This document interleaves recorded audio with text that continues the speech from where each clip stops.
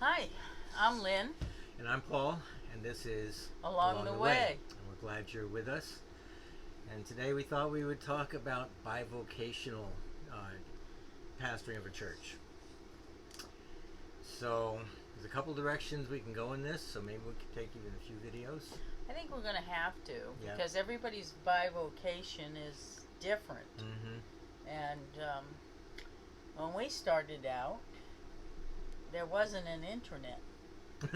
Yes, certainly was not. So making money through online wasn't even Not even an option. not even an option. No. And but there are some ways that you can make money today with using the internet, selling products on Etsy or eBay, different things like that. Yep, depending on what your skills are, what your time and abilities allow.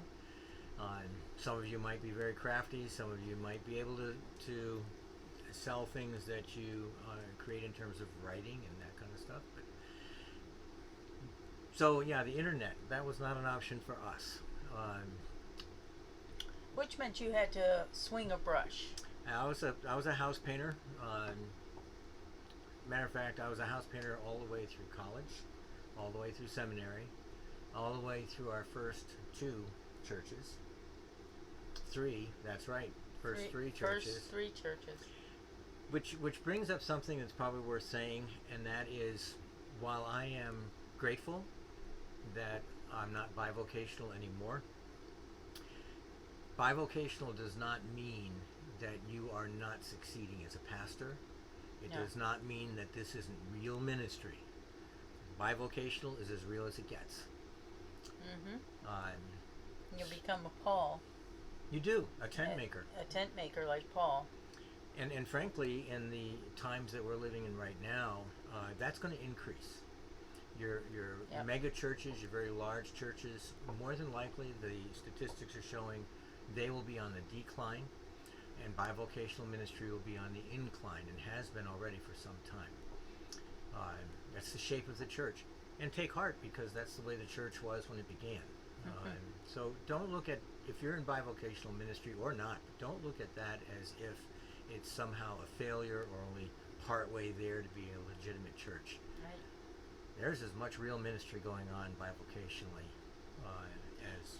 Sometimes even more, because you're interacting with the marketplace. You're interacting with people that aren't in your congregation. It gives you a real pulse of your community. And it also gives a better perspective from the community's point of view about you and your ministry. We saw that happen time and time again. Our second church, where we had to help rebuild the church's image in the community. That's right. And you know, whether you're full-time or not, if you're repairing damage done previous to your tenure there, you're going to be engaged with the community. You're going to be engaged with community leaders. You need to be, one way or another. I'm not political. No. At all. It's just not a part of who I am. Nevertheless, I took advantage of opportunities to, if I was invited to give an invocation at some civic event, I was there right away. And that gave me an opportunity to get to know people in those places. It had nothing to do with trying to wheedle my way in politically. It was about making relationships with people who live in that community and sometimes grew up in that community. Those are key. Those are key.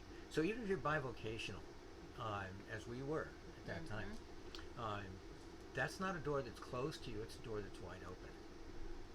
Absolutely. Absolutely. And it takes a lot out of you.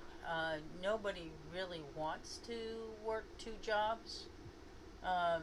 But if you look at your people today, many of them are working 2 or 3 jobs just to make ends meet. That's right. So it's not unheard of. it gives you a greater understanding of what your people are going through.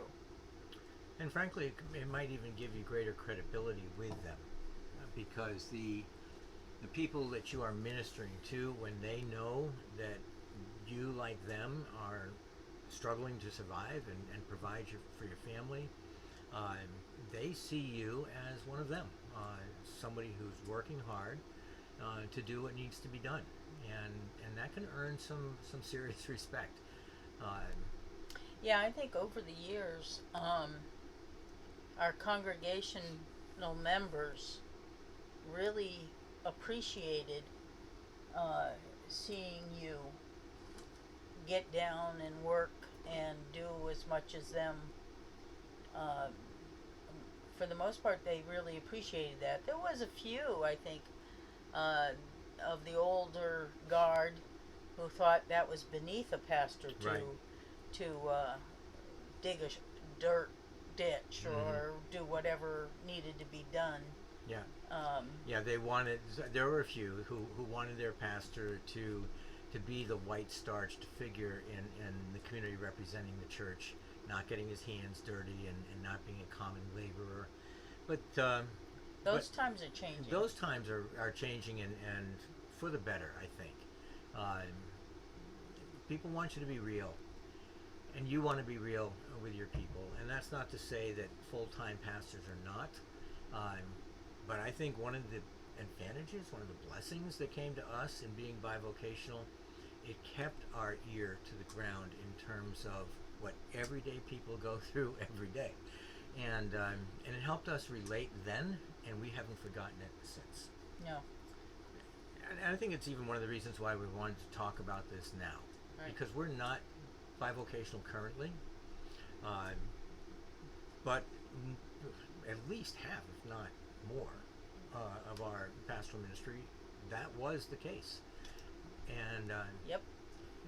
and you learn some life lessons that way. And perhaps some of those life lessons are things we could talk about in the Well, future one day. even the church prior to coming here ran into some financial difficulty, Mm-hmm. and they couldn't afford to pay you. Mm-hmm.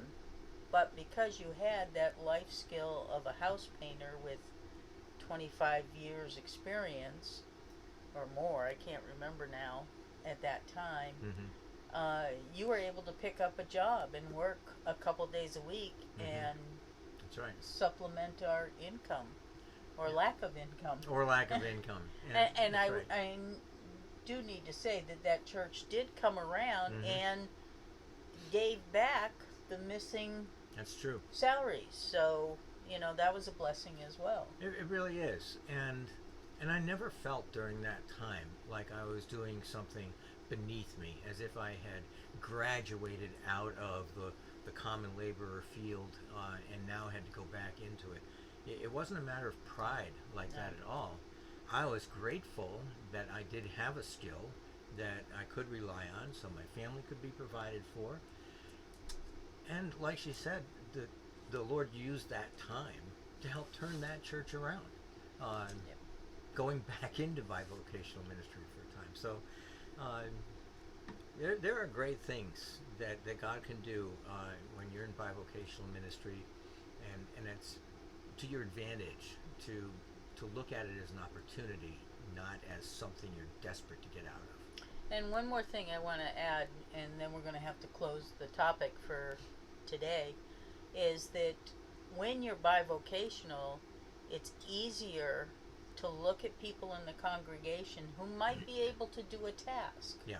Which is where I think we have landed with this church, that we have 80% of the people who are doing the ministry and Mhm. not 20%. Yes. And I think because we had to, as a Bivocational. that word, because we were in that type of ministry, we had to think beyond ourselves. We couldn't do it all, and that's a big issue for pastors, even today, Mhm. where they just decide, well, it's easier if I just do it. Yes. Well, it may be easier, but it's not the best thing. It's self-defeating.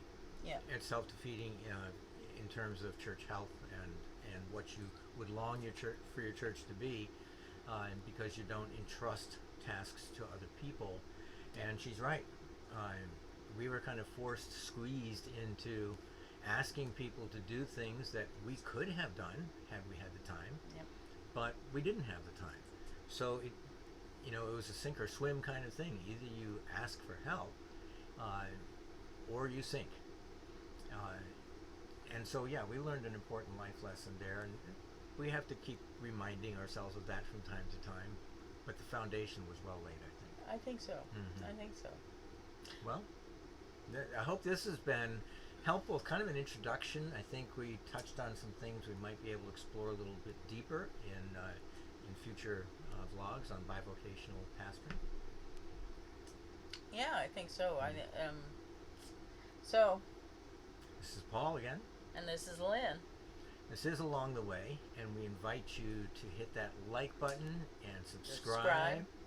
And comment. put a comment, please put a comment. It really helps with getting our message out there, getting people to watch.